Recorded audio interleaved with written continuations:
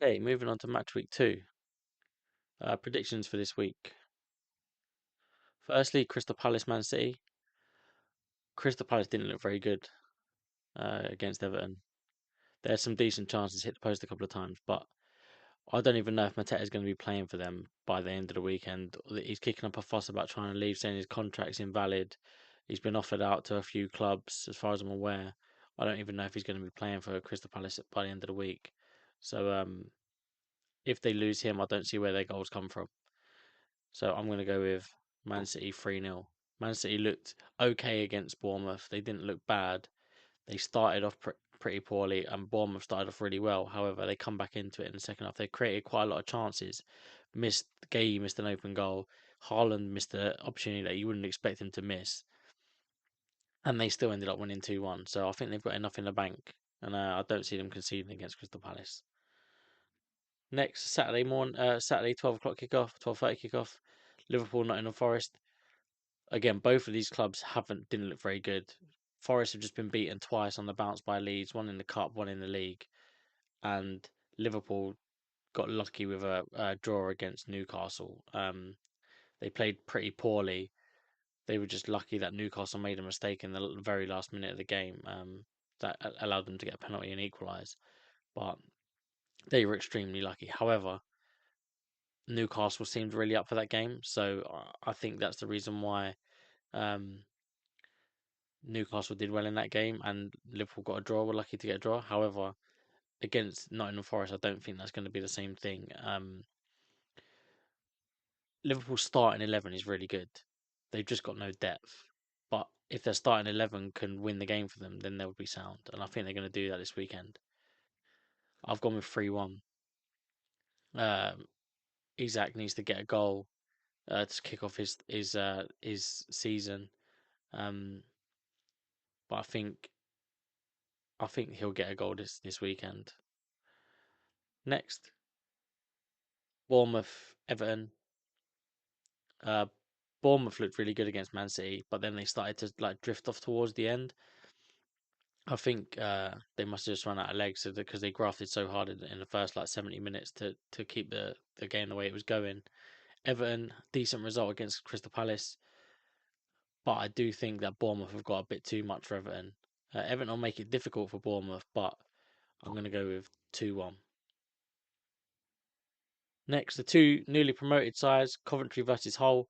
Hull got the good result against Manchester United that no one predicted, and they played really well. Coventry lost 3-0, but they did play Arsenal, so you can't really uh, judge them for losing 3-0 on that game because they didn't look bad. They just made some mistakes that in the Premier League you can't get away with. They both look decent. Um, I'm giving this one 2-1 to Coventry with a home advantage, their first home game of the season, back in the Prem. I think that's what's going to get them over the line. I think it'll be a tight game. Both of them teams know that they need to beat the teams around them to stay up this season. So this is a very important game, and I think they're both going to take it very seriously. 2-1 Coventry. Next, Spurs v Newcastle. Spurs were dreadful against Brentford. Absolutely dreadful. They almost can only get better. I don't see how they can get any worse. However, they've just lost Madison, and I know he only played like 10 minutes, but that's a massive downer straight away. First game of the season, just lost one of the most creative players. Um, they've made a couple of signings, but they need time to gel. That's the bottom line of it. Tottenham have spent 400 million this season, but their players are not playing as a team yet, and that's to be expected. You can't just be bought and then slot straight into a team when so many players are being brought in at the same time. However, you would expect them to have a bit more intensity, have a bit more, um, I'd say, effort. It didn't look like they were putting in 100% effort on the weekend, and it showed because Brentford absolutely ripped them apart with ease. Newcastle, on the other hand, I thought they were really going to struggle. However, against um, Liverpool, they showed exactly what Tottenham should have showed. They've got loads of new players. Their team is completely different to what it was last season. However, what they did do was they just got on with it and was running, just cutting about, pressing Liverpool, giving them nothing, hitting them on a counter attack. and they did really well. And I was surprised, to be honest with you. And that's why I've gone with this result. I think if Newcastle can replicate the way they played against Liverpool against Tottenham, Tottenham won't have enough in the bank. I don't see where Tottenham's goals come from at the moment. Richarlison's never been banging them in. Tell same. If they play Mikey Moore on the right hand side, it's going to be the same setup as before. I know they've just signed Savino. I imagine he might be able to play the weekend. I'm not sure yet, but I just don't see where their goals come from. So I've gone with 2-1 Newcastle. Next, Chelsea Brighton. I think this is going to be the game of the weekend. First 1400 on the Sunday. Two teams that looked really good in the first game. Both very very good going forward. Chelsea a bit shaky at the back. Brighton weren't challenged by Villa at all, so this will be a challenge for them to see where it's going. See how they recruited in a defensive back line as well. They've just sold Belieber, but I mean I don't see how that makes a much difference because he hardly played last season, and when he did, he wasn't very good. So I think Brighton Chelsea will be the game of the weekend. I've gone with 2-2. I think it's going to be a fast-paced scoring game. Um, with defences getting caught out quite a bit and then drawing the game. Next, Leeds v Brentford.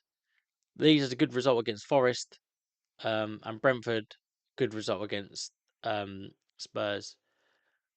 But I have to give this one to Brentford. I know Leeds are decent at home, but Brentford just seem like for me, I predicted that they're going to get into Europe this season. They're going to be beating the teams that they should be beating, and then maybe against the top six sides, maybe struggling a little bit. But all the rest of the teams are definitely beatable for Brentford, and that's how they play, and they play really well. Leeds will have the confidence after winning 2 games on the spin against Forest. However, coming up against Brentford is a different kettle of fish against coming up Forest. So I'm going to go with 3-1 Brentford. Next, Sunderland Fulham. Both teams lost their first game. However, Fulham lost to Chelsea, and it was a quality game. They played really well. They just Chelsea had too much for them, and Sunderland lost against Ipswich, where they probably shouldn't have been losing that game. However, the first game of the season at home for Ipswich probably amped up a little bit. That's what they got a goal in the like the 88th minute, so you can sort of see where that's how that's happened. But Fulham, on the other hand, looked really good. They just got outgunned by Chelsea a little bit. But I don't see Sunderland doing that to them. So I'm going to go with 2-1 Fulham. Next, United versus Ipswich. United were poor against Hull. They can't be as bad as what they were against Hull against Ipswich at home. The crowd won't allow it. They've got Belieber. I don't know if he's going to be in the starting lineup. I don't know how that's going to change things if he is. But the intensity, the pace of play, the pressing, like none of it was there from Man United. Like they almost didn't turn up. I think that they thought they were just going to win. It was going to be relatively easy, but it wasn't. And Ipswich are going to pose the same problem. Difference being Ipswich are now away from home, and Man United are at home. That's where Hull had the advantage before because they was at home. Ipswich are away, and I think Man United will just have enough to beat them. I'm going to go with 2-1. But I'm not ruling out that I'm going to be wrong there because that was a difficult one to pick because you just don't know. Like if Ipswich turn up with the right attitude and play the same way they did against Sunderland, they could beat Man United. I just don't think Man United at home lose against Ipswich.